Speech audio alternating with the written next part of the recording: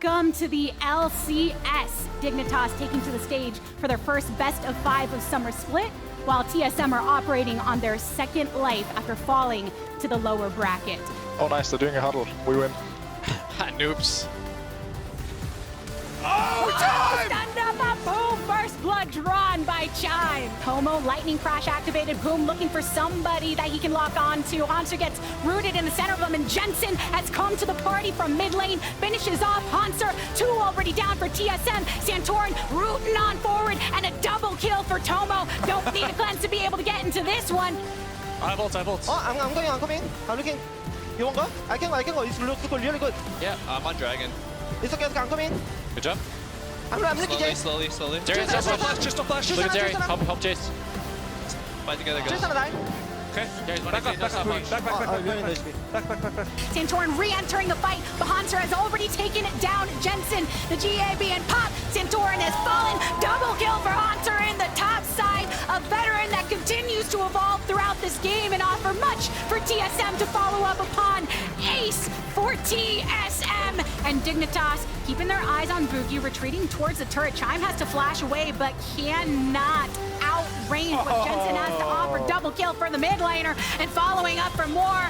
Hanser setting himself into the grave soon enough, seeing if he can bring someone down with him, but that is not the case. At least 15 seconds for some sort of assistance to come to the side. Charm onto Rich, but he dashes on back. Insanity gets the damage down. Boom!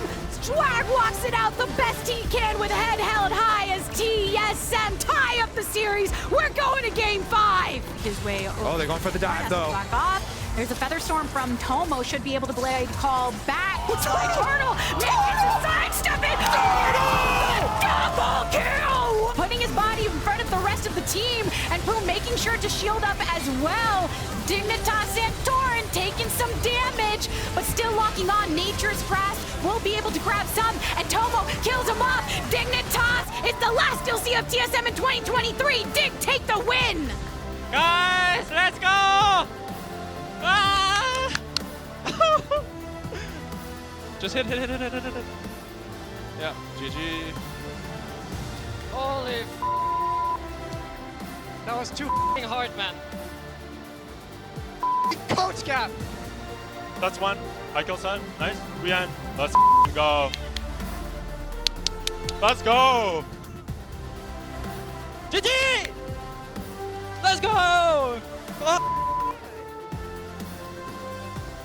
I want to do that more often. I like seeing each adorable. player's reaction to Yeah. winning a series. That was really cool. Yeah, because obviously it kind of all happened at once, but we got to see it one at a time. Yeah, isolate them out. Really like it. Santorin's very muted reaction, and then Jensen being like, that was too effing hard, man. He hated the draft. He brought it up multiple times in your interview, Yeah. even in his reaction. He obviously has played a lot of hard series in his day, and so if he Yeah. is saying, "Wow, that is a hard series," you know, it was a tough one there. Yeah, and Faker probably watched it too because he pulled out Xerath last night. He saw He Insanity saw versus Insanity. Azir and then made it work for himself. Probably. You can't prove it Obviously. wrong until you ask what happened. Faker, but we're not going to do that. As you might have noticed, there are only 3 people here today. It is because Raz had an oopsie on his way to the sea. Did he say we could say what happened? I forget what our. Can we, Let's just say on the way over here, An accident. oopsie. Raz, if you're watching, please clarify. Yeah, you can go to his I Twitter. don't think it's Nothing bad. I don't even know. Yeah. I hope he's okay. Well, that's actually true too. We don't know exactly. He was here, he left. And he made it here. Was okay. He was in the meeting. He's not dead. He's fine. Yeah. He's gonna live, but we don't know the extent of it. Raz, we hope it's you're not a big okay. deal. Yeah. We hope he's okay. Raz, I'm We're gonna miss him. DM me on Threads. Waiting. No, don't Stop do that. trying to make threads happen. Is there even DMs on that server? I don't think so. Actually, I think, you just have to leave it all out there. All right. Well, we shall continue on Razless all the same. Let's go ahead and pull up the recap of yesterday. We saw the highlights, but just what were your big takeaways from this series? I mean, game 4, which we'll get to, is an all-time LCS, like classic LCS match, I think. I'd say the series probably started pretty slow. Yes. Yeah. The giga scaling that Dig pulled out in game 1. I think game 1 and 2 were both like relatively boring. Game 3 got a little a little spicy, but you're thinking, hey, maybe it's just to dig 3-1 because they did. They stomped them game 3. Yeah, I mean, Rich's Cassante in game 3 really popped off. But then, yeah, as Emily mentions, game 4 and 5 were vintage. Yeah. Vintage LCS. Classic LCS. The kind that you save for a very good day. Yeah, there were some highlight plays like here. Tomo flash pulled back on I thought Turtle. that was going to be the series over, and then it wasn't. Yeah, Turtle had this sick 1v2 outplay. 2 solo kills in 1 play by Turtle. Bonk, bonk. So yeah, there was a lot of really cool moments in this, and I think it was still, you know, at the end of the day, technically an upset. Dignitas was the 7th seed. They had not been doing super well in the second round robin, but they clutched it out, looking pretty good. Yeah, I think it was funny because in talking to Jensen and Santorin afterwards, they were both like, we were more frustrated after game 4 more than anything, because we were like, we should have won. But then they came out after game 5 and they were like, we kind of think TSM should have won. And so it was definitely a series where I know they came away with it being like, if we had played cleaner, this would have been easily a 3-1 for us. And so it's more about how we can improve, because this is one step in a series of many if they want to make it to finals, if they want to make it as a Worlds team. Well, technically, there's only one more step, which is win one more best of 5, because you're not technically making Worlds. Your top 4 goes to international. It's not Worlds, but top 4 goes to international competition where you will be playing Europe for a chance to be the 4th team at Worlds. So, fair. To be fair, one more big best of 5 win does get you a lot more play throughout the year, because we haven't seen exactly where that match is going to go. And even though we just had the bracket up there, the way I remember who's going to play who. You need I don't know. Just go. So literally, you paused again. This is in the losers bracket. So I'm like, okay, the winner of today's game plays the loser of which game? TL will not play NRG again, so they will play C9 versus EG. Yep. That's the one. TL can't have the rematch against NRG and have the double BO5 elimination by the same team. So that's how it works. Yes. Worth noting as well, it's unfortunate TSM played 2 5-game series, just couldn't eke out a game 5 win. And also, for 100 Thieves, they have gone to Worlds the last 2 years. So they need to, like Dignitas, rip off a series of wins here to potentially get back there a 3rd time in a row. Yeah, it's been such a strange year for 100 Thieves because they were consistently good after their breakthrough in 2021 summer, except they even mentioned it in their own video at the start of the year. Like, they made back-to-back finals in 2022, and the fans were always on the side of the other team. So they're like, okay, what are we missing? Yeah. And they ended up kind of blowing it up, bringing in the 2 most popular LCS players of all time, Doublelift and Bjergsen, and it just hasn't worked. Right? The split one didn't work. Bjergsen retired halfway through the year. Now they're limping into playoffs in 8th place. Like, I don't know. It's hard to root for an 8th place team, but... Is it, though, if it has Doublelift on it? If they make the loser bracket run, it's all worth it. Yeah. We'll get into some of the summer shenanigans here in a second, but their opponent today is, of course, Team Liquid, and they just lost a pretty rough series, I think you could call it, against NRG, and APA in particular is someone that we're going to have our eye on. Yeah, and obviously we know that Palafox is a strong mid. He's retroactively making a case for like, oh, you didn't vote me for All-Pro? Well, you should have. But I do think in talking about how APA has fit onto this team, one of the things that we were all kind of impressed with was his lack of nerves, right? His willingness to go in. We talked about how him and Pyosik always kind of wanted to play together. And this series was very rough. He was playing a little bit more hesitantly. Palafox really shut him down in a lot of these games. And he made a lot more mistakes than we were used to seeing from him in the regular season stage. Yeah, so much Trist Jace. We've been seeing that matchup play out in basically every series, and Palafox just really had his number. There's also the added communication deficit that finally seemed to rear its ugly head, like just not being on the same page as the people he can't talk to in game, right? It's not that big of a stretch, but not only was he playing badly in lane, it then exacerbated the fact that the team was not in a winning position in a lot of these games, but he's back at it again, gets another chance, and I think specifically Quid outputs way less pressure than Palafox. Yes. So APA can hopefully make it to the stage of game where he is strongest, which is team fighting. It's why he was rank 1 in World's Champion Queue. It's why he's been rank 1 in multiple solo queue seasons. He's a very good late game team fighter, and if he can get there smoothly, he should be fine. And very quietly, Palafox does get a lot of attention from his team as well. I don't see the same thing happening with Closer and Quid, or at least we haven't really seen a lot of that. So there is a chance that he will just get pressured less by the entire team as well, especially in the early laning phase. Yeah, Quid, different champion pool, a lot more mage focused as well as a lot more farm focused, I think, than scrapping out. He will play the Jace, for sure. He'll play it. I don't know if he will try and hammer for him, knock you out of your Trish jump constantly. Like, He's going to do a lot of minions. yeah, a lot of W in range form. Yeah, he loves farming the minions. The other important matchup from this series to hit on that has a bit of history to it, both with Summit and Ssumday. Before we get into that, though, Summit was, in terms of that previous series, a bright spot for them, which is why we want to highlight this, because things were not going great in the mid lane. Summit was having a pretty good series, especially in Game 3. Yeah. This was one of those moments where you're like, oh, he's won MVP before. Yeah. He can actually solo carry games, and he did that because APA was having a terrible Game 3. It was looking like it was going to be a sweep, and Summit just completely hulked out. We thought maybe he was going to be able to do it twice in a row and send it to a Game 5. It just fell a little bit short, but he really had probably his best game of the split in that Game 3. Yeah, I remember coming out of that and we were like, this is why you get Summit for your team, right? Because I feel like whenever we talk about Summit, we're like, he's so good in laning phase. He's so good, guys. Like, his laning is insane. And then we either purposefully leave out some of the other things, or we talk about how he does die a lot in side lanes. He has a ton of ISO deaths, like all this stuff. When we talk about how games slip away from TL, a lot of that kind of snowball effect can sometimes start with Summit being out of position, especially if he's in a side lane in relation to his team. And the team that really exploited this the hardest ever was actually 100 Thieves. This is when Summit was MVP. So Summit won MVP. The Jax game is why Summit was MVP. These games is why he wasn't in the league after this series. Yeah. Because He went to FPX. they punished him so hard. They just completely shut him down.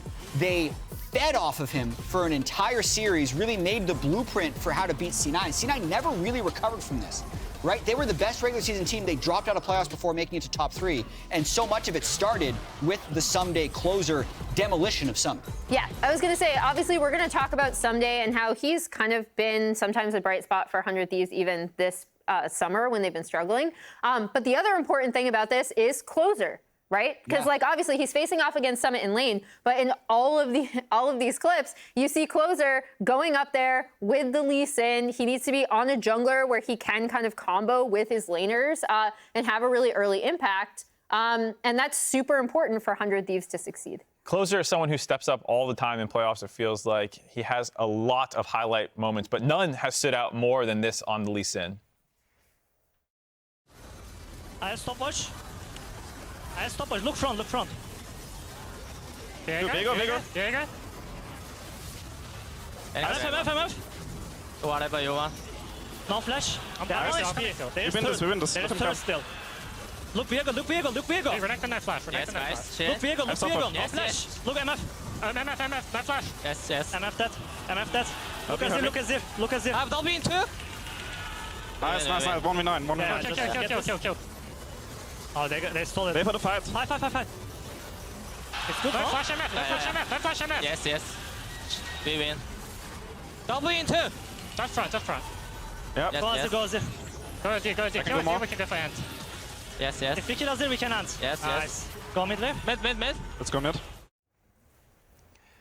So obviously, with those highlights we just showed, him dominating Summit, him being such a vocal piece of the 100 Thieves runs to Worlds that we were just highlighting, we have to call it the fact that this has not been the closer we have seen in summer thus far. No. When you look at his stats and even just eyeball check game to game, he has been struggling. Yes, sir. 10th and 9th in almost every stat you look at for junglers this season.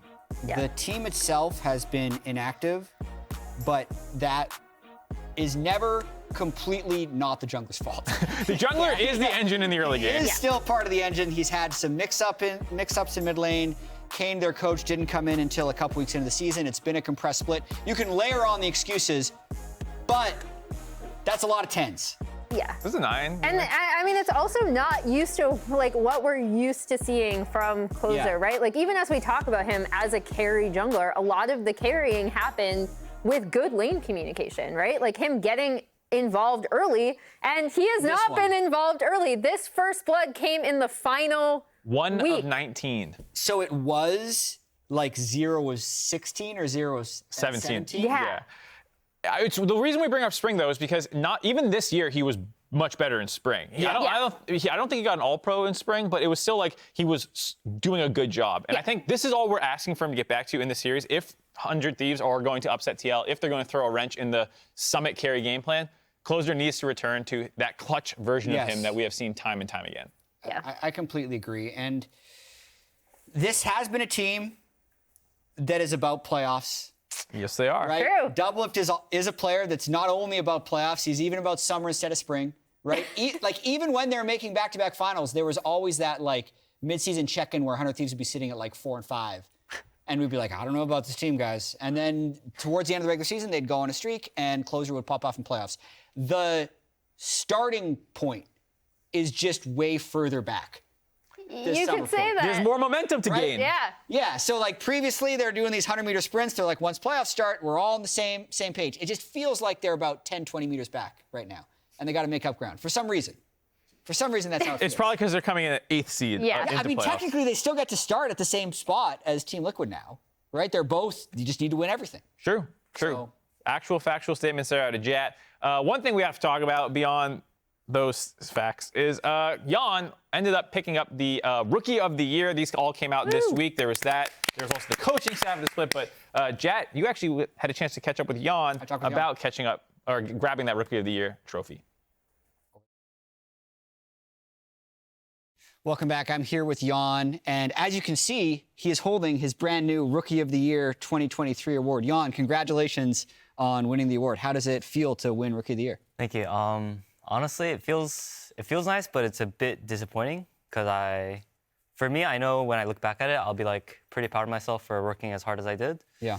But for now, I feel like it doesn't mean to me as much as I thought it would because I feel like the competition was not as big as like the previous years, I think. I mean, I could also argue that it's harder every year for rookies to make an impact in the space. I want to go back a little bit, though, to when you joined Team Liquid back in 2021. And maybe you can think back to that moment. Did you think you'd be able to advance to this place 2 years ago and win Rookie of the Year in 2023? Back then, I probably wasn't thinking too much about it. I think I was just thinking like day by day, what can I do next kind of thing. So definitely, I wouldn't be able to imagine myself getting the Rookie of the Year for an LCS year. Yeah. Was there any particular time that you think back had the most growth for you since you joined Team Liquid back in 2021?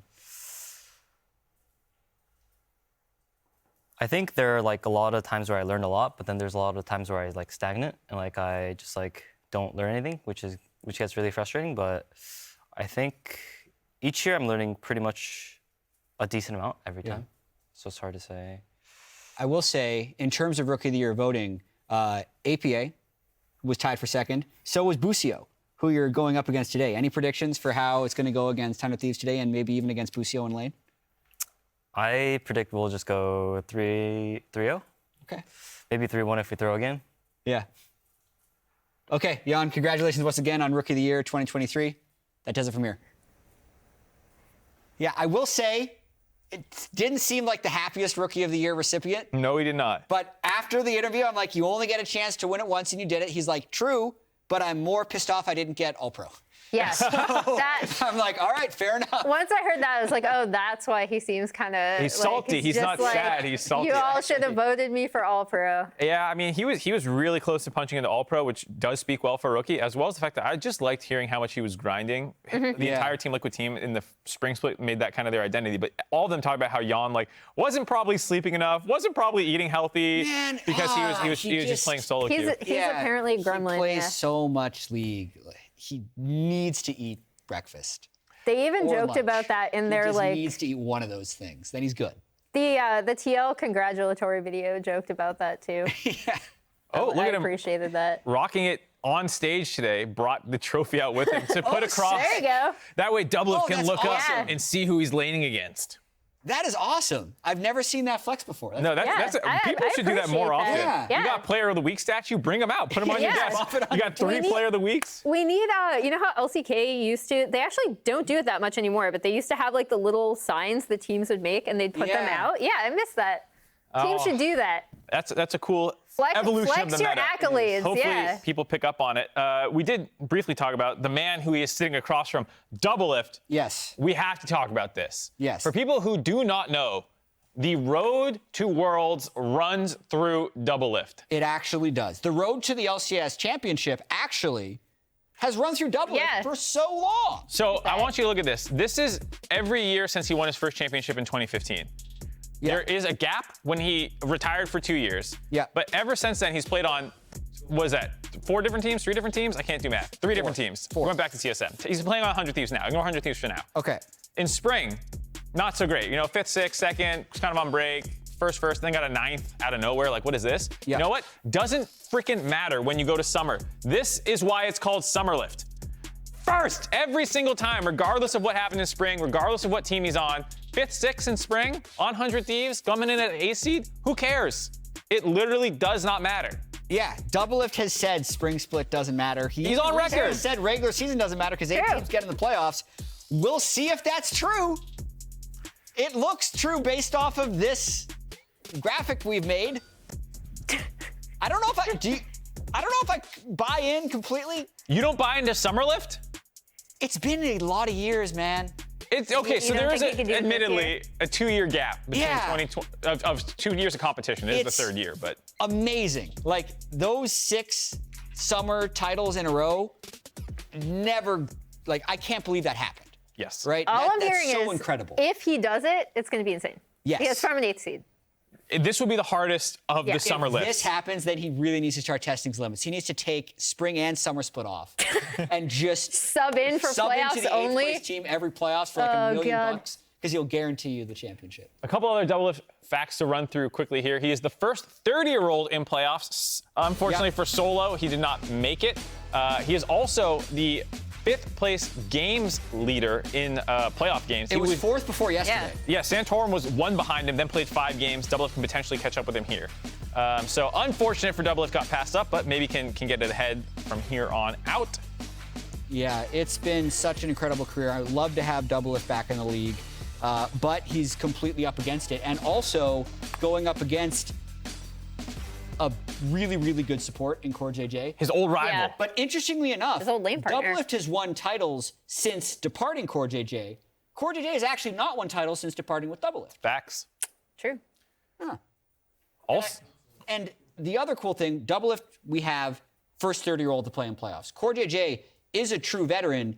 There is actually, we looked into it, a really big age gap between bot laners. And this is true for both Doublelift and Busio and Yeon and CoreJJ. These are bot laners who have started playoff games together across the 4 major regions. Doublelift and Busio, by far the largest age gap ever. And then Yeon and CoreJJ still clock in the top 5. Sorry, I'm just stunned to see Kid and Xiao Xiao there because it's. Of course, you immediately start talking about LPL, Emily. You have 2 NA. Look, people that only saw Kid at international competition, he was actually a staple of early Chinese League of Legends. I guess These are both so in was Xiao Xiao. 2023. I'm going to shout Emily down for talking about LPL here. Yeah, I mean, the fact that also Yeon and Core are on this too, for like the discrepancy between one of the bot lane pairing versus the other, it's pretty nuts. It's 1,000 extra days, despite the fact that it is first to 5th. Yeah, it's a huge difference. And what's cool is both of these veteran players have taken a rookie under their wing this season. True. And it's really cool to see how they have effectively made them their Pokemon. Yep. They're summoning. Yeah. Oh. You can see CoreJJ has summoned Water, I guess, as Team Liquid with the Phelios, and then Busio Fire for 100 Thieves, right? Yes. Yeah. These I drew. This is the cursed thing I was teasing. I do. Those need to be sent out on social. We just used them for 6 seconds. I do think it's really cool how you see not only the age gap discrepancy we're going to show them again, but also how, again, you have Core kind of mentoring Yeon, taking him under his wing. They've been a super strong laning bot lane, and then obviously Doublelift and Busio coming together. And we do think of them, based on also 100 Thieves strategy, as more of a team fighting bot lane, right? So like if you look at the differences between these bot lanes, one thing to call out is that KP is combined. We didn't do an average, so that's out of 200 and not 100. But the big thing here is forward percentage for Yeon and Core, first in the league. We've talked about how dominant TL have been in the early game, and then other teams have talked about maybe a little bit of a predictability out of 100 Thieves, but when they are winning games, it's through late game team fighting, it's through Busio and Doublelift, in particular Doublelift kind of finding these angles in team fights that have made like 100 Thieves in their victories look so strong. Yeah, and one thing I do find interesting is even though we think of 100 Thieves as a super passive team, they're still forward more than half of the bot lanes in the league. So Doublelift and Busio are still going to play pretty aggressive. I actually expect a lot of fireworks in bottom lane if we're not seeing all the fireworks in top lane this series. Like, I really do think this series will be played on the edge of the maps between the two bot lane duos and then the Ssumday matchup. Yeah, I think that's the X factor in the top lane. Mids are mostly about scaling and team fighting. Bot lane, it just depends on how aggressively they're going to end up playing, because both, like you said, love to push. They're going to be trading really aggressively, whoever gets that advantage. Plus, there's the personal grudge of Core versus Doublelift. Core versus Doublelift, yeah. I also, like, I'm really curious to see where the junglers go as well, right? Because, like, we talked about how if 100 Thieves want to kind of take down TL, especially given how strong the early game is, where's Closer going to go? We want to see him have more impact with his lanes, bot or top. Where's Pyosik going to be? I'm really curious, even though we didn't really talk about the jungle matchup going in. Definitely. So let's go ahead and pull up the predictions to see how we think things are going to go today. I showed you Summerlift, and no one believes in me. And Doublelift, but no one believes me. I'm sad we took Raz off.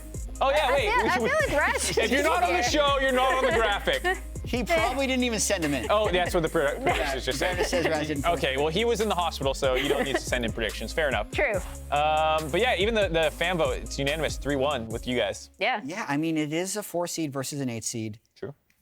100 Thieves hasn't looked good, but in the same way that I saw Jensen in the hallway yesterday, oh God, he was going to beat TSM. Doublelift always wins in playoffs. I showed you the graphic. Oh, I thought you said you saw Doublelift in the hallway. I didn't see him, so I didn't change my prediction. We'll see if the majority is correct or if Doublelift can pull off the upset. Let's get into it. The reason playoff is different than regular season is because if you play good and do well, everyone will forget about all the past. And if you do bad, your season is immediately over. Busio, FBI takes him down, but it's going to be traded as Palafox falls. Now FBI has to be protected by the rest of his troops, but the Heartbreaker, the Playmaker, it's Closer with a double kill on Viego as FBI tries to escape. Closer's got the Spectral Maw and a triple kill for the 100 Thieves jungler. Everyone around you is definitely, I think, way more focused. Every little mistake you make becomes way more important to fix. You feel like every game matters, and the wins feel even better. Darker is chasing down the enemy bot lane. Yeon falls, and CoreJJ joins him. A triple kill for Renekton. You know, it's where like legacies are created. It's where people have these crazy plays that they're remembered forever for. People don't forget those, those crazy moments that happen in really intense playoff series. Lots of hits from Gory. The damage is good. Bellicker is coming out. Stays as Stixay manages to blast one down. Triple kill. Stixay wrapping it up with a pentakill. If you crumble in the playoffs, it means you are probably not able to perform under pressure. If you want the trophy, you have to go through it all. Playoffs is just another challenge to show who you really are. I won a 3-0 every single team we play against. Simple as that. Welcome back to the LCS playoffs, everybody. You're getting a look at the teams arriving today. 100 Thieves making their way into the building. Let's see what Team Liquid's got prepared. They always have some sort of an intro, some sort of an entrance. Wait a second. Whoa. Have they been practicing? Okay, never mind. All right, hold on. We got entrance ideas. All right, we finally know who's responsible. They've been practicing so hard they couldn't figure out a 20th intro of the year. Hey, they're ready to go, man. They're ready for their lower bracket match here. Team Liquid going up against 100 Thieves. This is a head-to-head we have seen plenty of times before here in the LCS. We've seen it in finals multiple times. Remember back in 2018 in Miami, Team Liquid 3-0'd 100 Thieves, then setting the record for fastest finals in the LCS at the time. Then later on, when they'd meet again a couple years down the line, 100 Thieves returned the favor, 3-0 Team Liquid, and broke the record. So I'm wondering, are we going to get another one of these record setters here today, or are these teams going to be a little bit more evenly matched? I mean, it's going to be interesting, right? I think that there's a lot of questions, especially around 100 Thieves. Did not have the kind of split that I think they were hoping for. And I think that 400 Thieves, to have that exciting series, they really do need to have some of their players stepping up. I think Closer has been the target of a lot of community criticism, has been someone that people have been talking about as really needing to have a great series here against Pyosik, who I think had a really solid split. I do as well, but I also think for 100 Thieves, the 8th seed could end up being incredibly inaccurate based on the power that they have, because you think about the way the split played out for them. It was 6 compressed weeks with 3 game days per week. And their mid laner wasn't here until week 2, and their coach wasn't actually here until week 4. Now they have had 14 straight days of just being able to scrim, right? That's basically like 4 weeks worth of scrims in the previous system. So they've had such a long amount of time comparatively to work on their issues. And I'm really curious to see what they bring out today against Team Liquid. All right, let's check in on the draft and see how it's about to play out, because we've got Jace, Xayah, and Renekton banned out by Team Liquid. The Ziggs paying respect towards APA, first ban from 100 Thieves. Rumble and Kai'Sa also removed. Tristana is up. It's patch 13.14. I'm not surprised to see her getting locked in. Yeah, Tristana has really risen very high in Prio. APA, it's one of the champions that he was playing a lot when he came in as well. So not a big surprise there. Rell on the other side, at 20, both available, have been really high Prio. Rakan still sitting pretty high priority as well. So 100 Thieves is going to have some options here, but likely going to be locking in some engage. Yeah, I think specifically target banning Jace is big. I do wonder what Quid will end up going for, because they're not willing to trade the Trist Jace like they were last week when APA was losing a lot of the mid lane matchups to Palafox. So that's one small draft tweak I see Team Liquid has already made. Well, and the Viego is just locked in. I expect this to be locked in. They're still hovering it for now. Still hovered. Oh, it's not locked in just the yet. sheen on the white Viego model. It's a little harder to tell sometimes. Yeah, it's doubtful. It would be really dumb to lock it in there. That's why I was... Okay, yeah, well, they're going to lock in the Azir for Quid instead. Isaac, you have the numbers, don't you? How many Azir games has Quid played compared to everything else? His next most played is the Jace at 4, and then it's Ahri at 2, and a couple of games, one game of a couple different champions. Did not do great on it, though. 2 and 5, I believe, on the pick, so hasn't been looking that great on the Azir. But in general, I mean, Quid hasn't had a great split, and I think that we are hoping, you know, for the 100 Thieves side, that he can perform well here today, that he can really kind of step up. I think APA as well. The pressure is kind of on him in a weird way, because even though he definitely had a lot of success in the regular season, he was looking really distressed in their playoff losses last week. He was looking really, really down on himself after he was making bad plays. There was big reactions on the player cams. This would be exciting to see the Xerath-Azir matchup ran back, but it is not going to get locked in, so it is going to be just a Tristana mid into that Xerath, but would have been someone I wouldn't have been shocked to see bring out a different style of pick. Exactly. I completely agree. I think it might be a little early to lock Trist bot lane. I think that would leave the door open for like a Doublelift to Felios and he'd be able to win lane. That's why they can't do it in that situation. But I agree, like if that was something late for later on in the series, the Xerath could definitely be a big pick into the Azir. I also really like having the Rakan for CoreJJ. Always Team Liquid looks better when CoreJJ is the one who can lead the charge, go for those snap engages. Ssumday locked in for 100 Thieves. Now, it's not a flex pick with mid because they've already locked the Azir, but what it is an insurance policy. Summit is a top laner's top laner. All the other top laners respect him because he's mechanically proficient and he will kick your ass in a 1v1. Ssumday is a champion that's not really vulnerable to that. He sort of just gets through most matchups and he can pilot through those pretty easily. So they're gonna lock that in ahead of time, ban out the Gwen, which is one of those traditional picks that is used as a counter, and try to nullify that edge that Team Liquid often gets in the top half of the map. I'm also going to be interested to see, you know, what bot laners TL is going to be banning out, because when I see the TL bot lane, you know, drafting Rakan with Ezreal, like that is a very weak 2v2. This is something that I do think there are opportunities for 100 Thieves to try to capitalize on, to try to dominate, get the push, see if they can actually play through Doublelift, because Doublelift has been their most successful win condition. It is going to be Sivir banned out, which is interesting. Sai is already off the table. Kai'Sa is already off the table. When you're looking at some of the most played for Doublelift, it is then things like Varus. But I do think, You know, you want him on a hyper carry. I don't think you want him playing something that is more of a supportive role. Even though Ashe is still pretty popular on this patch, I wouldn't want to see Doublelift on it. Me either. President of the Ashe Hater fan club. Just not about that. If your name's not Berserker, don't play it. So let's see what Team Liquid is going to do here for the last ban. Are they going to continue trying to pinch that AD carry pull down? Will we see a Varus ban or something similar towards Doublelift? Or do they have other concerns? Zeri, I like that. Yeah, I was kind of running through the AD carries. I'm like, well, if they're going to throw a ban at Sivir, surely they have to ban something else as well. I think they'd like to have... Aphelios, Jinx, it's probably going to be one of those. I think they'd like to have the Ezreal matchup into Aphelios, but yeah, with the Renata, they're just like, it's 100% going to be Aphelios or Jinx, and they get to pick once they see what TL locks in. This also confirms Rell will be going into the jungle for closer. This is not one of those traditional champions that we think of when we think of closer's greatest performances. It's not like the Lee or the Viego, one of those carries from the jungle, can make a lot of plays early. Of course, it can make plays, but you're just not going to have that same sort of pop-off potential with your own individual mechanics. Yeah, also got to point out, Yeon did receive Rookie of the Year, and he just brought it on stage. I see no problems with this. What a Chad. I think that's the thing you should do. I hope we see... if the eventual MVP this split makes it to finals, I want to see it on the final stage. It's a new meta that I'm here for. That's awesome. That's the kind of BM that you can people try just to get start showing up with all their former trophies and stuff. Like Doublelift just comes down, the whole table's full. Just got a guy behind him pushing a cart full of trophies.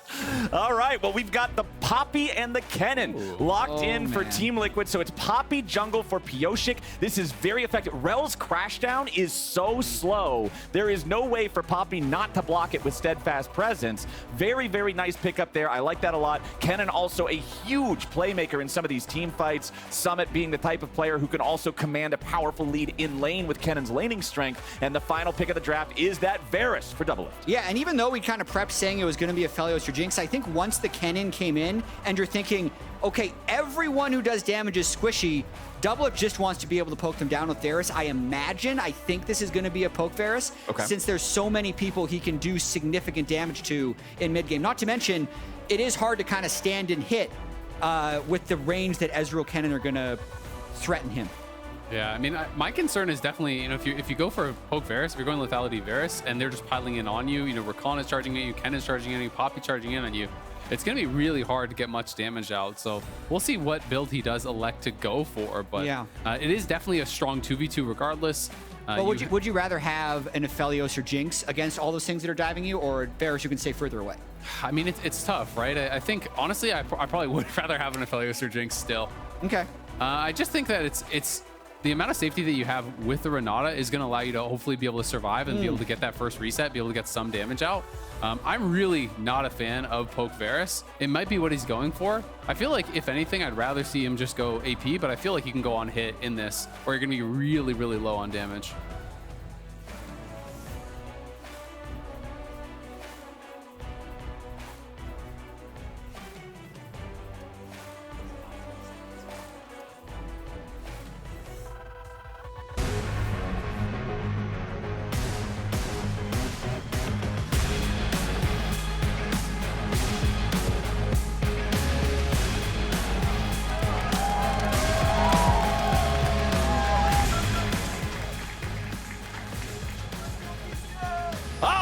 Let's rock and roll. Team Liquid versus 100 Thieves, a lower bracket match to determine who gets to continue on in playoffs for summer 2023 and a shot at Worlds, and who is going to get eliminated here and now. APA? Hold on now. APA! He's going to walk way too close to the terrain, right into the middle of 3 Thieves. He can escape because of the leveled rocket jump, so he'll walk back underneath the tier 1 turret. And now we got Emily standing by with an interview with 100 Thieves coach Nuke Duck. Hello, thank you so much for taking the time to join me. We haven't seen you guys in a little bit. Obviously, you had a little bit more time to prep for this match. So how do you feel like draft went for you, and how comfortable are you with what you're facing off in against TL? Yeah, I think our draft is like fine, you know. And but I think they're like I'm happy with it because I feel like their picks are like not what they're gonna win with. So you know I'm pretty happy about that. In terms of talking to other teams, one thing they have said about your team is kind of like, oh, we know exactly how 100 Thieves are going to draft. We feel like we know exactly how they're going to play. At what point do you think that's like a strength, and how far you can push? Can you push that until it becomes a liability? Yeah, I just don't think that was true here. I don't think they expected this draft. So like people might have thought that, but I don't think that's yeah, I don't think that happened this game. Yeah, I think they got surprised. All right, cool. Well, thank you so much for taking the time. I'll let you get to watching the game. Back to you guys. Yeah. I'm interested. I would be interested to know what he thought they were surprised by, right? Because Azir is the most picked. They're playing kind of late game scaling 2-carry comp, which I feel like is what 100 Thieves plays every single game. But it is going to be lethal tempo on the Varus, so almost guaranteed it's going to be AD on hit.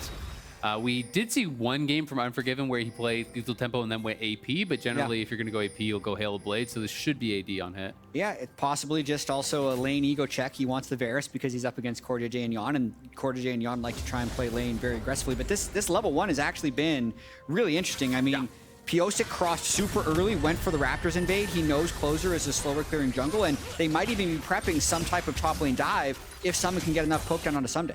Ssumday currently sitting at about 2/3, though. That is a very large wave about to crash in. The minions are going to arrive at the turret before the next wave would keep it pushed out away. So Pyosik not really going to want to overcommit onto this one, and that just means he heads back into his own jungle. And this is actually really interesting. If you look at the map, look at all the pings on the TL red buff. They were really concerned about a counter invade over there. They had no idea where Closer was. APA is actually still over there guarding the red buff. There was mass pings. Their bot lane was heading there. Their mid lane ran down there. So the assumption was very clearly that Closer was going to go red to red and try to go for a 3 buff here potentially. But Closer has just gone back to his side on the blue side and just continues clearing away. And I feel like if Closer was on one of those champions that we find to be more recognizable for him, like the Lee or the Viego, it's much more likely that he would have gone for a path like that. But on something like the Rell that is slower, could be more of a problem. Pyosik going in mid, Quid under pressure. APA gets paid. First blood to Team Liquid. Yeah, and Pyosik really trying to make sure his mid laner is comfortable this game, especially up against Quid, who's had a fairly shaky year. I think Closer would love to get something back here, but Pyosik is matching this gank. Closer hanging out in that tri-brush until the ward drop down means that he is exposed. Just going to have to walk that one off now as Pyosik can use the Hex Flash over the wall, shorten that path towards the Krugs a little bit more. Let's see this gank angle. Presence. It was all about the W here. He flashes in to actually interrupt with the steadfast presence, stuns him on the shifting sands. It was just beautifully done there by Pyosik. A perfectly executed gank. As soon as you're stunned on that, you can no longer flash. The only way you're getting out of that is to respect the chance of the flash W. He would have had to flash first, then go for the shifting sands to try to create that distance, but Quid doesn't do it, ends up going down. It's why I love seeing Poppy into champions like the Azir, like the Rell, where you can easily use the steadfast presence to interrupt the dash. It's so powerful. And Summit is making sure Ssumday is missing out on whatever he has to up here in the top lane, forcing him back here with the laning power, that Kennen that we talked about a little in draft. APA and Quid trading back and forth, really extending the duration of this trade. Both champions duking it out down to about 300 HP. It's actually really interesting there. So APA jumps in because he's tracking Quid. Quid had no W. He had no soldiers to actually drop down. So he couldn't actually, drop a W right behind him and immediately E away. So instead, he just kind of stands and fights. But at the end of the day, it's APA who ends up kind of taking the worst of it. There's 2 biscuits in the inventory as well for Quid, and APA has no TP, so he is going to have to base here. Yeah, lost trade for sure for APA in that sense. But I think overall, Team Liquid does really want to push the tempo in this early game, going aggressive in every lane. Ooh, Busio, 250 HP is Yeon and CoreJJ. There's some of that 2v2 aggro you were talking about earlier, the way the guys like to play the lane. Yeah, and I could say it's like this Gigabrain thing of Team Liquid, knowing they have early game chance and they have to win early, but honestly, Team Liquid plays this way no matter what they have. They just want to win in lane and try and get ahead early. That is also how this game is going to play out, though. We heard Nuke Duck in the coach interview. 100 Thieves just has a strong team fighting composition, so they want to get to that phase. Team Liquid, though, is going to push. Ooh, Doublelift getting engaged on here as Yeon is down to about 100 HP. He's already dead. 100 Thieves get him in the 2v2 as Busio is slammed back into the wall. He's got the bailout, but he ain't going to bail out in time. CoreJJ just might get traded back as Closer comes in with a shattering strike, and Doublelift hits him with a piercing arrow. It's a 2-2 game, 6 minutes in. Beautifully played by 100 Thieves bot lane there, getting the better end of the trade. They get the early kill on Yeon, and then despite the fact that Pyosik is there first, Doublelift got a lot of damage out and allowed them to turn around, get that kill onto Core as soon as Closer arrived. And such an amazing sequence there for Doublelift as well. He hadn't shopped yet, so he was going to be wanting to recall soon anyways. This time he gets a kill and an assist, gets the Noon Quiver and the recurve bow, so he gets to go back to lane with a healthy amount of gold. Summer Doublelift win condition is alive in game number 1. Man, if he pulls this off, so for those of you who are just tuning in now, Doublelift in the finals. well, literally every time Doublelift has been in Summer Playoffs since 2015, he's literally won the split. Yeah. This would be the most ridiculous because he took 2 years off, was 8th place in the regular season, but if they pull off more stuff like this, there's at least a chance. Absolutely, and I mean, this is just really well played by Busio. The engage comes in onto Doublelift, but Busio finds the angle, flashes forward there. The handshake was cleansed by Yeon, and because Busio did not layer the ignite with it, he ignites immediately after the cleanse, so that is still there to get that finish.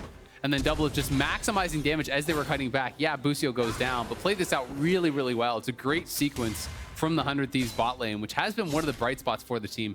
Yeah, a lot of patience by Doublelift. We showed some stats earlier as well. They haven't necessarily had many kills and assists early on in the game, but no one on 100 Thieves has. At the very least, they're still playing fairly aggressive in lane, and they win games late through Doublelift's team fighting. So getting him gold early is the most critical 100 Thieves win condition. And Closer's showing up to be a part of it too. Again, I think this is the guy on 100 Thieves that, like you said at the very beginning of the day, Isaac, there's been the most public scrutiny of, and I believe rightfully so. He's had a very off split compared to a lot of his past performances. And I think if I'm looking at any individual player on 100 Thieves to step up in this series, it's got to be him. Now he's in the middle of a 1v1 in the jungle.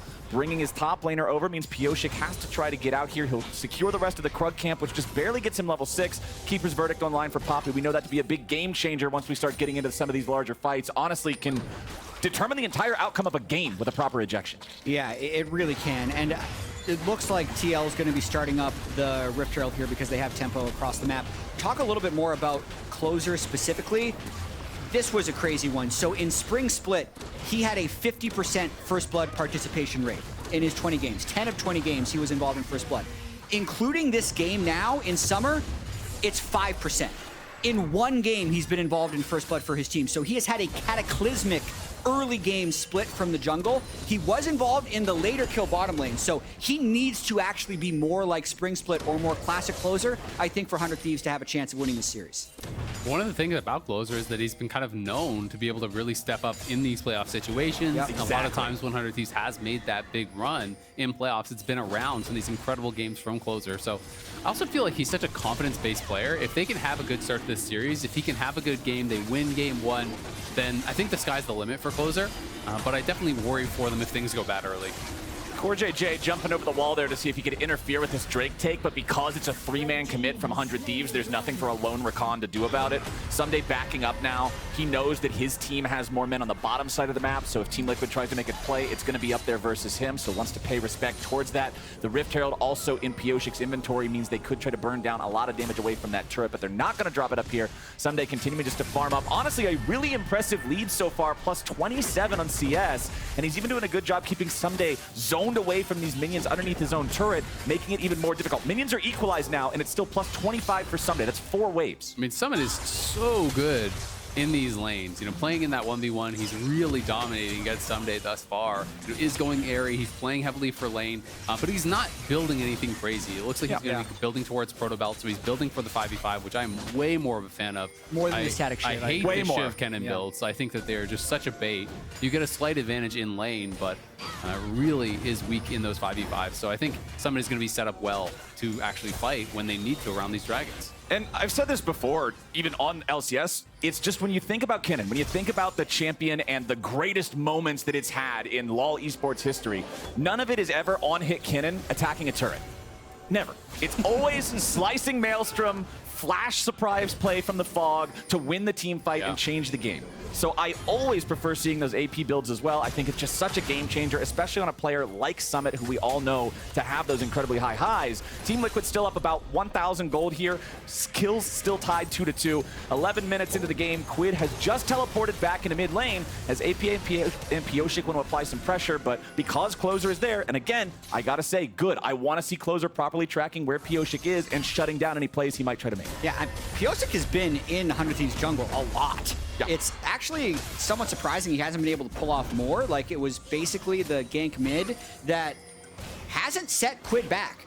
Quid's up 10 CS. I think APA losing that trade after getting the first blood really neutralized whatever advantage Pyosik would have had. But like this top lane, yes, Summit's up 30 CS. Ssumday hasn't died yet. They're really looking for a kill here though, because a kill would also allow them to drop Herald and likely get first turret. Here he comes.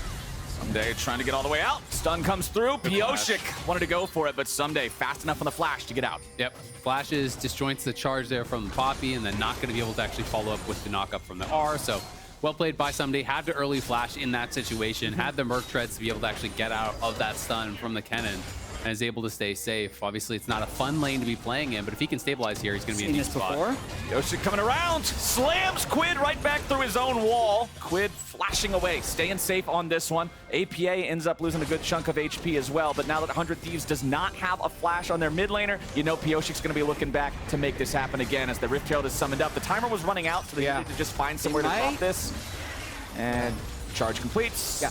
Nice. Good drop right there. I gotta say, Quid played that gank way better. He won the mind game that time against Pyosik. Notice how he didn't even try an E, because Pyosik might try and do the flash W again, so able to escape that one. Yes, it cost him everything, but at least he keeps his life. Right, he's not dead. That's the most important thing here. As I do want to also point out, if we're talking about being not dead on Azir, Quid did go for the Crown of the Shattered Queen build this game. I've talked about it in the past as one that comes under a lot of criticism in the community. It's one of those things, especially versus a champion like Ezreal, I'm more skeptical of it because it's so easy for Ezreal to poke it off with Mystic Shot spam. So. Yes, also Quid does this every time. That's what I was going to say. I actually want to look at it's just what he builds on. I feel like it's 100% of the time that he's played Azir, he's built it. I feel like it's one of those mythics, though, that is not a good cookie-cutter mythic. It seems much more situational than so many others, so I have to be a little bit frustrated with this choice in a game versus a champion like Ezreal. I mean, I think the clear reasoning is that it's Rakan, and it's going to be, you know, such a hard engage, right? So he's seeing that they're going to be diving in onto him. They're going to be trying to one-shot him. I think if it's just the Mystic shots that you have to worry about, then you're going to be able to avoid that somewhat. So we'll see. We'll see how it does play out. This is one of those items that can be incredible and can actually be completely game-changing, or it can be worthless, right? And it all just depends on if they can poke it off first. I also, Raz, hope you're feeling better. If you want to check on Twitter, he's in an arm sling. I always have this really troll conversation with Raz, because every time Quid would build this, he'd rage in him. And I'd be like, but listen, he's going to check the tooltip at the end of the game, and it's going to show that he reduced a lot of damage. Because yes, it gets poked off by the Ezreal Q, but that's using the passive, right? He's reducing the damage every single time. And those JCQs hit it for 1,000. He reduces 700 damage every time. That's pretty good. Yeah, until your Nexus blows up. Then at that point, your tooltip's not worth as much. So I would say the Ezreal Q, knocking it off, not that worth it. But like buying it against a Jace EQ is really not that bad. Like that Late chunks game, people. It does some damage for sure. I mean, I was really not a fan of crown builds when Shiv was in every single game, because it could just really get shivved off. Yeah, which was, that's bad. Was such but a problem. it does also reduce the Shiv damage. Wow. Incredible. Hooray. Yeah. 120 damage. Reduced. Reduced by 90 or whatever. Busio, handshake there onto Pyosik. 100 Thieves, they're getting engaged. Nice! Engage from CoreJJ, finds closer and Quid, but now it's Pyosik locked down in the front. Quid finds the kill. 100 Thieves strike right back, and Team Liquid are left down a man. Great ult there from Busio. The initial engage from Core looks fantastic, but no one's there right at the same time to be able to follow up. Summit had to TP in. Imagine if Summit is there with the ulti at the same time. That's a completely different fight. But Busio creates space with his ulti there, pushes APA back, and 100 Thieves are able to turn it around. Yeah, I gotta say, in the two biggest fights that mattered, Busio has really performed this game. It was the gank early, where he was able to get the kill back on Yeon, eventually giving Doublelift the kill onto CoreJJ as well. And right there, again, CoreJJ engages. Busio is patient enough. Hold on now! Quid immediately with the shuffle! APA thought he was gonna stick around and take a turret, and Quid just destroyed him. That is a big play there from Quid. They've been focusing on him, attacking mid lane here with Pyosik. And again, I saw a big reaction there from APA on the player cam. You can feel the frustration from him there. He jumped forward, you know, was getting a little bit aggressive and gets punished massively. Quid's the richest man in the game now. Already before that kill, he was at the top of the gold charts. Now he gets another kill, and he's 1,000 gold ahead of where APA was, who got that first blood and who has been put in a pretty good spot. I mean, struggles continue for APA. He had the dream start in this game with the first blood off the Pyosik gank, and now, especially if 100 Thieves can get this Rift Herald, they're going to be in such a powerful position in this game. Better team fighting comp, 2 dragons already, even gold, and gold on your carries as well. They're the ones that have been able to get the kill, so very good start for the 8 seed 100 Thieves. I mean, if the 2 richest guys in the game are Doublelift and Quid, right? So they are looking really, really good from this spot. Of course, Ezreal always really strong on 2 items. APA is going to be strong here on 2 items as well. But we can watch this one more time. Too, man. Yeah, he TP'd up towards top. It's a TP to defend. I think he just, if I recall, just kind of rocket jumped a little bit aggressively, looked for a trade. Rocket jumps in, and Quid says, nope, I don't think so. There's no melees there to hold aggro, and he just shifts in, finds the angle, scoops him back into the turret, and gets a little bit of a freebie. Yeah. And reduced damage with his crown on that auto attack, Jatt. Exactly. What was that? His crown was up. Like, he's actually never winning that all in. Yeah, you can just see the reaction there. Yeah, that's a little goofy from Team Liquid. You're going to want that one back, man. Like, that's just silliness. It's a massive shift in the game, too, because, I mean, Quid hasn't had to leave the top lane since that sequence. They're going to be able to give first turret of the game to Quid. Uses the crown once again to tank some turret damage. Getting a lot of use out of this item. I hate these items so much now because of this. He's getting a lot of use. I hate this item so much. You want me to check the damage? I bet you it's high. 470. Wow, incredible. That's 471 more damage than Leandry's would have blocked. True, yeah. How much damage would Leandry's have done? I don't know. Probably There's more no than way of knowing. 470. There's no way of knowing. Probably only like 2,000 by now. Yeah, exactly. Leandry's is so busted. All right, well, hey, it's 18 minutes into the game. Jatt, you already said it. 100 Thieves have both the Drakes so far. It's been 1-1 on the Heralds. Team Liquid's Herald value initially was only the guaranteed charge. Yeah. They didn't force down a turret with it. It ended up having a timer that ran most of the way down.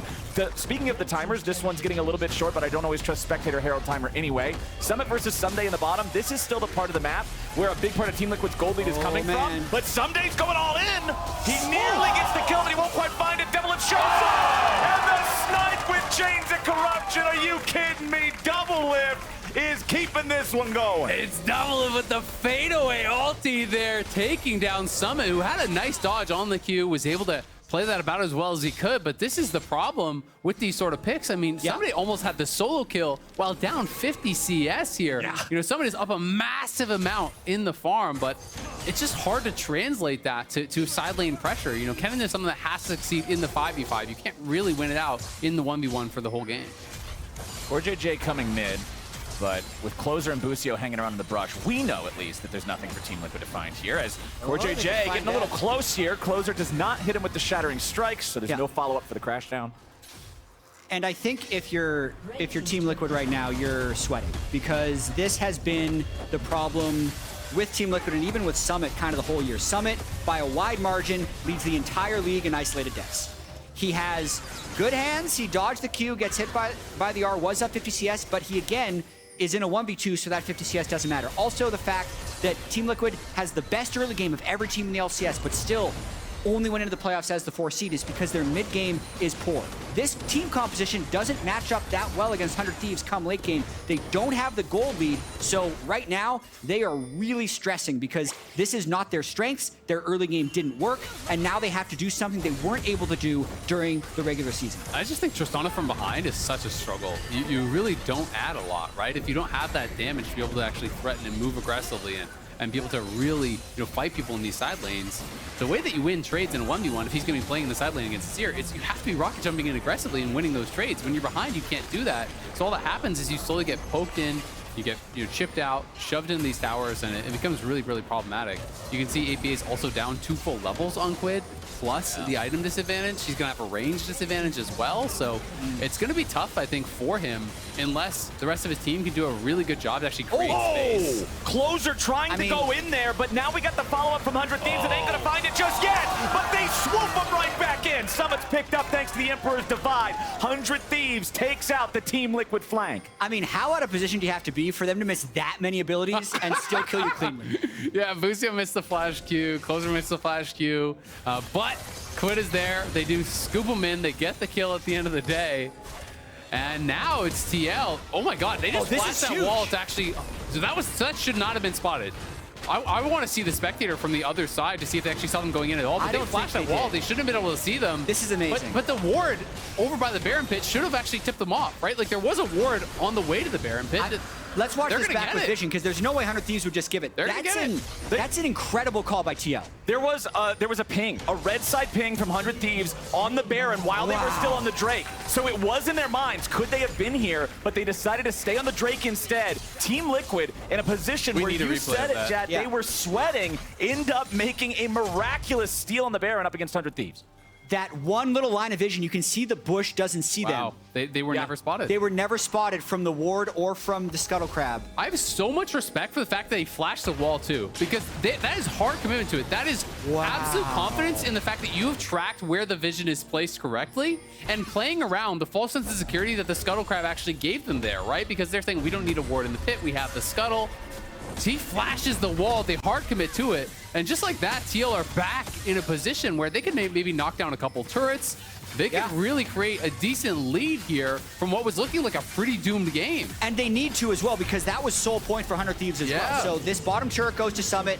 He's going to wait for his flash to be up. He still has the ability to get a massive engage, especially if they can poke off that crown from Quid with maybe an Ezreal R or Q. That would be the lineup for Summit. And you can see 100 Thieves have been very good at marking him on the outside of fights, as happened before that Baron sneak, actually. So TL really needs to play powerfully with this power spike.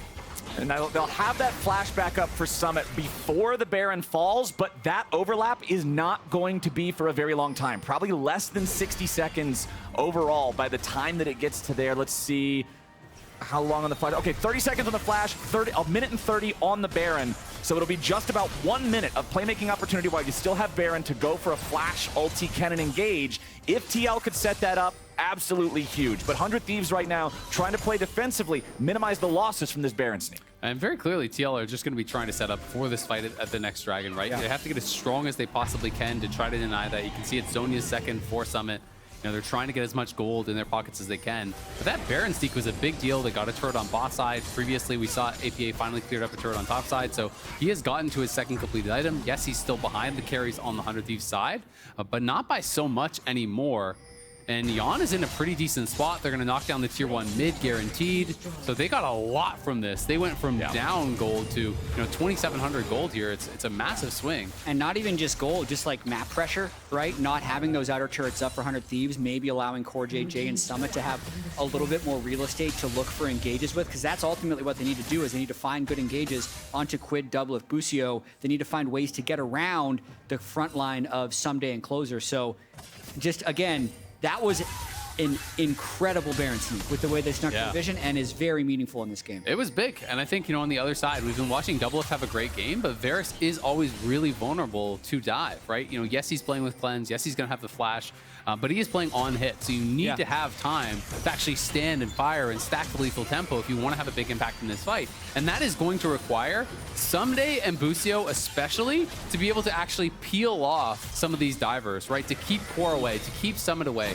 Because if they're allowed that free engage, if they get that flash engage from CoreJJ and Summit comes in over the top, you're just not really going to be able to do much in a fight where that happens. So much is on the teammates of Doublelift to create that space for him.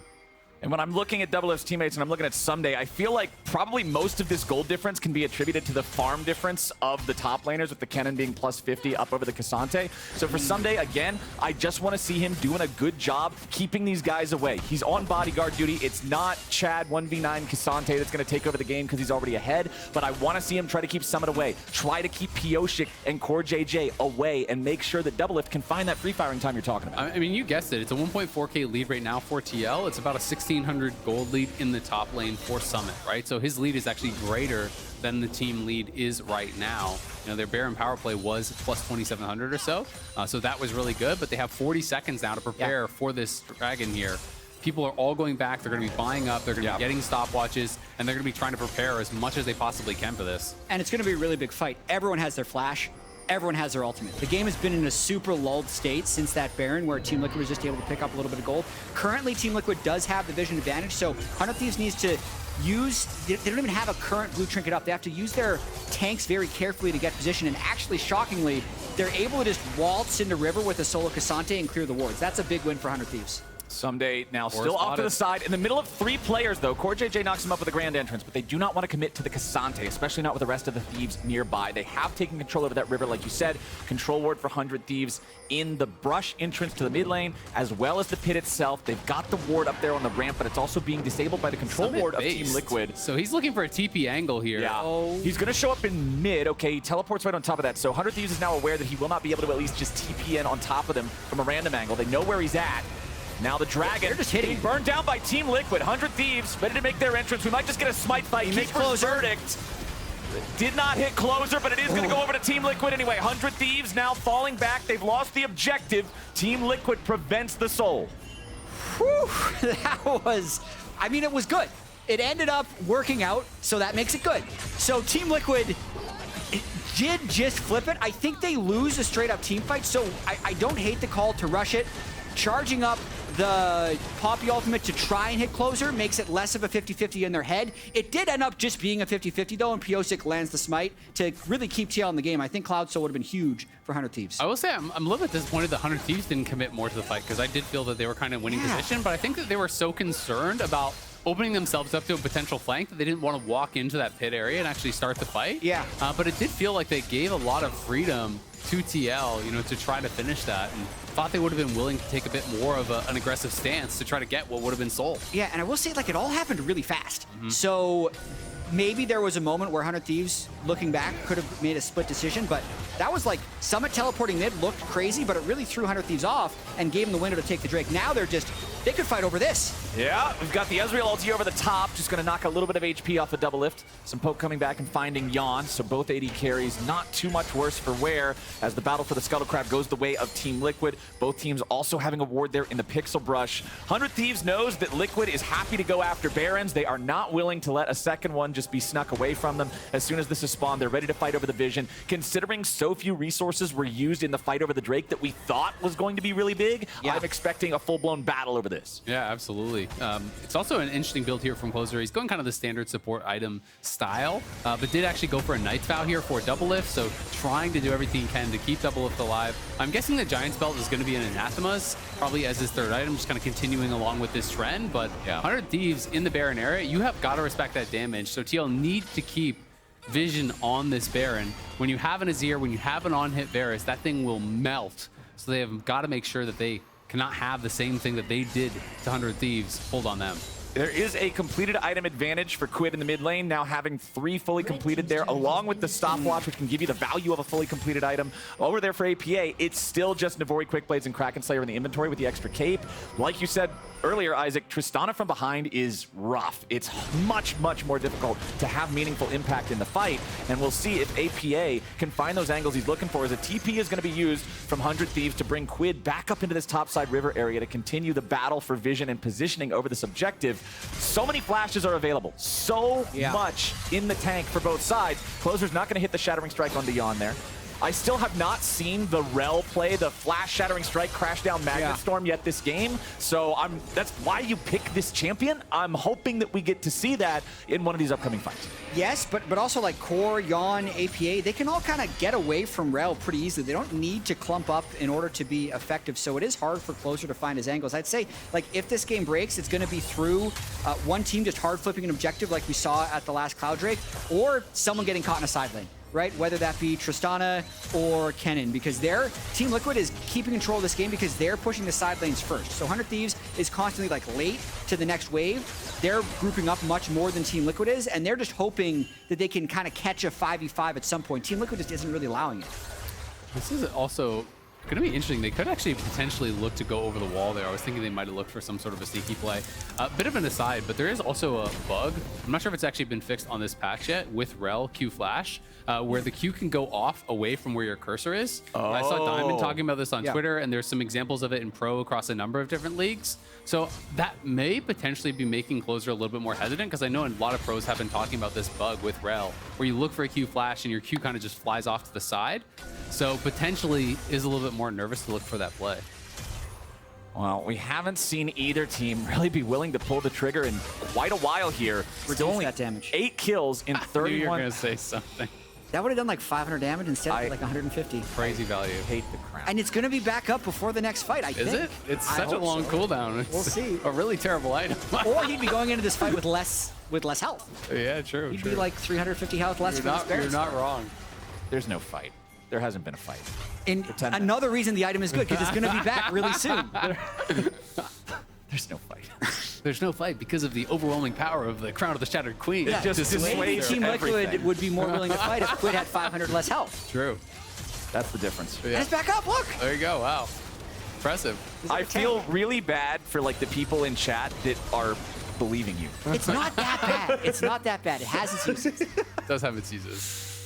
All right, 100 Thieves. Control over the top side river again. I think they're just going to start the Baron. They've been up here for so long, and it feels like 100 Thieves don't know what to do at this point in the game. the dragon. Like they're not going to Soul, so they're just going to have to flip this. But now you're doing this against an Ezreal, and you're in the pit against a Kennen. I kind of hate this call, but they're going to go for it. They try to use the Keeper's Verdict. Pyosik doesn't hit it. Summon with a massive engage. So Solo from under 3, but he ain't going to find the kills just yet. Pyosik has stolen the Baron, and 100 Thieves already lost Busio. They try to retreat back over the wall. It took them 10 damn minutes to do that. Team Liquid with the punish. Team Liquid with the massive steal on the Baron, and they get the dragon on the bot side, but that was just a terrible call from 100 Thieves, and you could kind of feel it coming. They were just milling around the Baron for so long. The dragon spawned, and they realized, well, I guess we're doing Baron. And so it's just a straight up flip. I mean, yeah, they avoid the knockout here from Pyosik, but it's just a 50-50 as Pyosik has vision. He's going to get into the pit.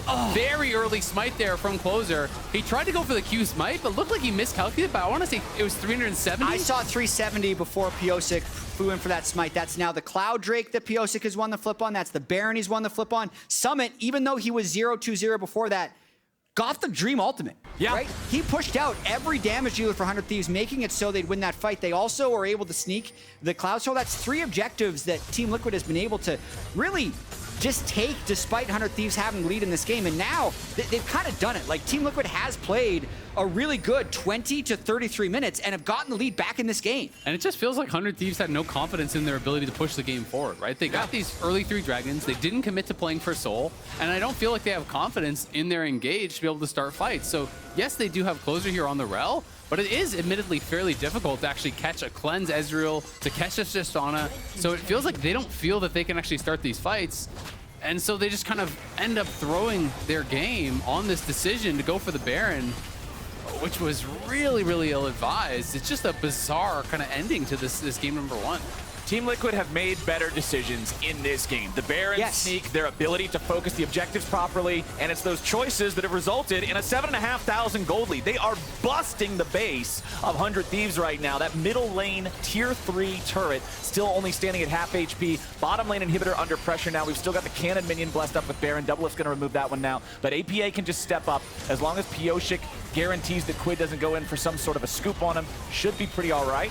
As the mid lane tier 3 now under pressure from Summit. He'll finish that one off, and Ssumday is still just no answer whatsoever to this Kennen in the 1v1. It's very difficult for him to deal with this champion, because if you look at the itemization of Ssumday, it's pure armor to deal with the double AD carry on the enemy team. So that paralysis for 100 Thieves does so much. As Team Liquid now trying to get away, Pyosik using the slam to tackle Ssumday backwards and get himself out. Now Team Liquid's looking for their opportunity to find something else. Ssumday's still here on the flank. TL pushing right back up. The mid lane inhibitor has fallen. Team Liquid with a 4-1 split. Summit off to the side in mid lane as the remaining 4 players now look to pressure onto the inhib. Take that one out, make it a 2-inhib game. Pyosik with a steadfast presence. CoreJJ grand exit right back over the wall. Ssumday with a knockup. He goes all out to bring Summit into the rest of the team, but he pops the Zonias, and instead it's Quid, who may just drop. The bailout keeps him alive. Beautifully done from Busio as Pyosik tries to go over the wall, and Quid still lives. Closer tried to disengage. Ssumday doing the same. 100 Thieves hold the line. Don't you dare mention the crown. I'm not gonna. This was the things that were going through my mind during the sequence, Captainflowers. I cast or cursed them with my mind. Like, I was all ready to say Team Liquid didn't look like Team Liquid, because honestly, they had done so much in this game and were so patient coming back into this that they never need to get overly aggressive. But Summit actually does They were gonna just clean 2 inhibitors and be able to back away, but he walks forward for 1 extra Q. That's when 100 Thieves find their window. Another amazing bailout from Busio, and 100 Thieves wins the fight despite being down 8,000 gold. Yeah, I mean, I thought this game was pretty much over, right? Yep. I thought TL was going to be able to clean it up. You know, Ssumday goes for this angle, does get the flash, gets the all out, pulls in Summit, but TL could have just let him go with 1 death there. Then Quid flying in, you know, went way too far forward. Yeah. It looked like he was going to die, but does have the stasis, you know, with that stopwatch, had the bailout, had a little bit of coverage, barely survives. And TL members kind of try to pile in to try to support Summit on this ill-advised fight. And it gives 100 Thieves another lease on life. And this is actually a really big window. 36 seconds until potential Cloud Soul. Okay. Team Liquid is trying to get the waves moving, but they might get a fight. There it is, Magnet Storm, but there's no follow-up for the rest of the team. Pyosik forced to flash away to escape the follow-up. 100 Thieves commit some Rell resources there as Quid loses the crown. 100 Thieves trying to keep Team Liquid zoned away from this one. There is no Baron for another minute and 15 seconds, but Team Liquid's going right down mid. They've already found Closer. Huge. Why was he there? Team Liquid pushing with a 4-man squad down mid. They got the 1-man split up top. 2 inhibitors are already down, and inhibitor number 3 is about to have a wave crash into it. TL are 5v4 for the next 35 seconds. Going to be a really difficult defense for 100 Thieves. You could see they wanted to stick around for the Cloud Drake, but Team Liquid just didn't give them the option to do that. 3 inhibitors down now, 5 Team Liquid members in the base. Team Liquid, with all 3 inhibitors gone, are going to be spawning double super minions. You can see that we're only halfway through to the respawns of those first 2 inhibitors as well. So this is the game state for quite a long time here for 100 Thieves. Even more problematic, if Team Liquid doesn't end here, the next Baron spawns in 30 seconds. If they want to play it slow, they can go for that instead. Minion wave's about to start crashing in. Here's the first double super minion wave.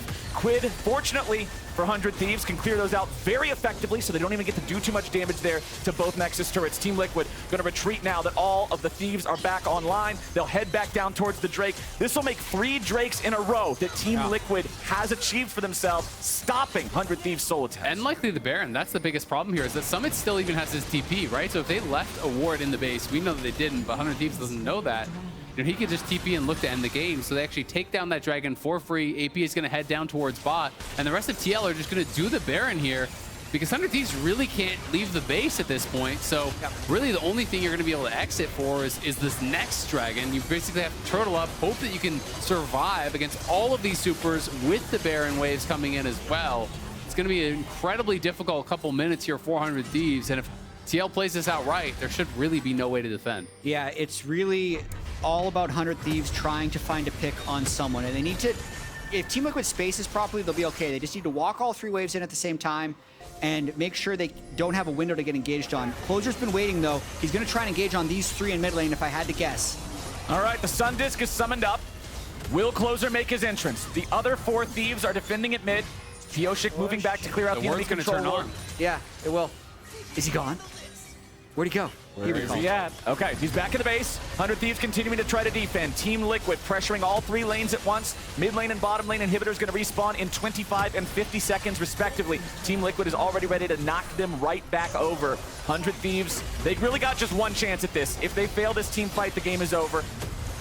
But at the same time, if TL are too passive, there's really good wave clear on the other side. True. So you actually have to push forward and start attacking the champions as they're trying to clear out these waves, because Doublelift and Quid can clear these waves pretty effectively. Yeah, 4 supers at once crashing though, so here's Team Liquid stepping up. Oh, APA takes so much damage. Doublelift is also at half HP though, so it's a little bit harder to chase than they'd like. Shattering Strike down to the Summit. He is about to get shredded. Closer here with the front line as Busio's ulti stops Team Liquid from following up. Now they're bringing in the TP to reinforce. Pyosik gets stuck up against the inhibitor wall. He's juggled around by Quid and taken down. 100 Thieves gonna do for 1, but the inhibitor mid is still gonna drop. Ssumday's too low. The Thieves have to retreat. They've lost a Nexus turret. 100 Thieves, 4v3, holding on. But it's double marksman against a respawned inhibitor, and the thing's about to drop. Doublelift charges up a piercing arrow. A TP's about to arrive, but APA, CoreJJ, and Yeon are all making their exit. Ssumday coming around from the side. Keep your eyes on Cassante. Can't close the distance in time. Busio now gonna get jumped on. APA looking for some burst, but not enough to kill the enemy support. Ssumday still seeing if he might be able to find an angle here on these guys. Even though it was a 2-for-1 for 100 Thieves, they still lose a Nexus turret, and both inhibs are killed again. I'd say Team Liquid comes out on top. Yeah, I mean, ever so slightly, but this is a situation where you would think that they would have been able to close the game, right? You have Baron, you have triple inhib down, and I don't think they played it out very well from that spot. So 100 Thieves are able to hold on. And at this point, the gold lead is kind of stopping really meaning anything, right? Because you look over at some of these builds, Yeon is completely full build, Summit is almost full build, Quid's full build, Double is full build, right? So sure, there's some more gold that can be in the pockets of some of these other 100 Thieves members, but really they have the gold where they need it. So the gold lead doesn't mean much. And TL, despite the fact that they have all of the momentum in this game, if they mess up 1 or 2 more times, you never know what's going to happen. You just saw the Ezreal ulti hit Doublelift, and he healed back to full in 4 autos because of Immortal Shield Bow plus Bloodthirster, so the poke also becoming less and less meaningful as Closer is coming in for the flag. There it is, flash with the crash down Magnet Storm. CoreJJ's the focus as Yeon gets away to the side. Ssumday coming in as the Keeper's Verdict ejects Ssumday and Closer from the fight. Someone's going to drop. They turn around. Quid gets a reset, but only for a second as Doublelift and Busio are looking to do APA! APA's in the back of the base. APA's in the Nexus. They got to try to stop them, but they can't do it. It's game number 1 for Team Liquid.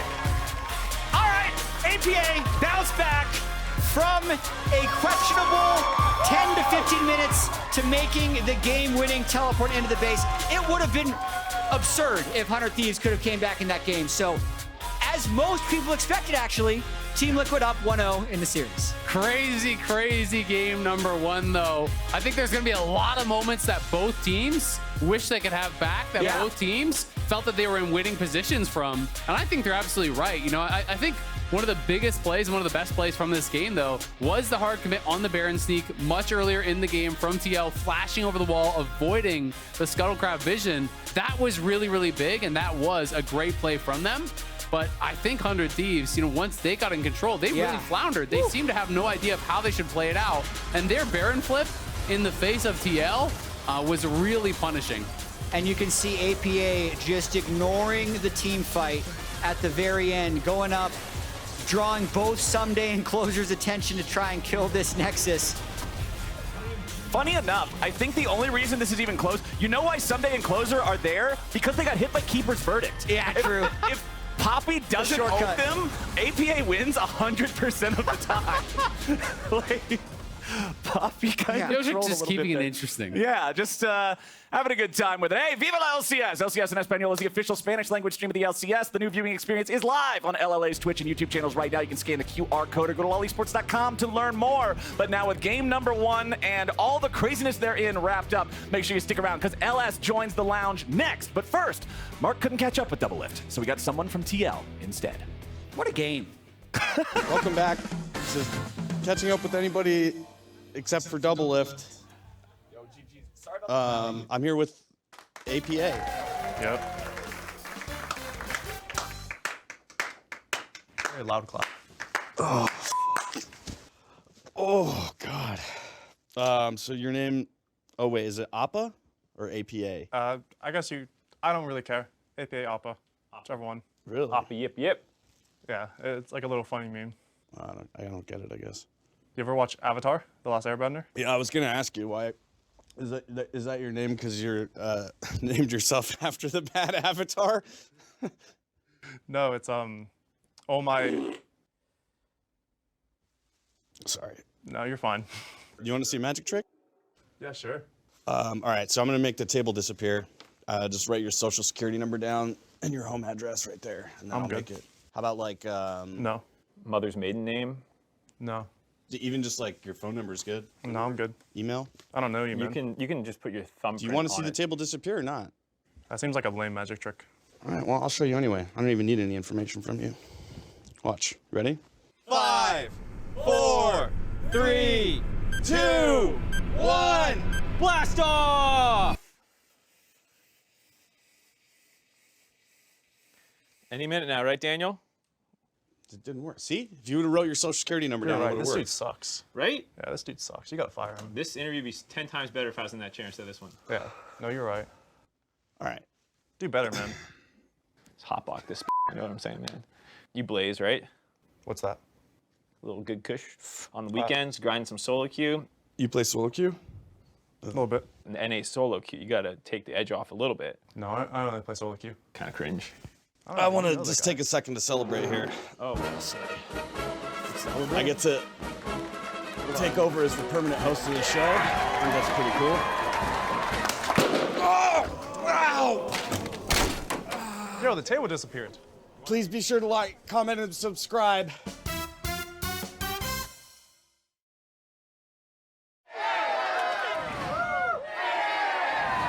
Red Bull gives you wings. Red Bull gives you wings.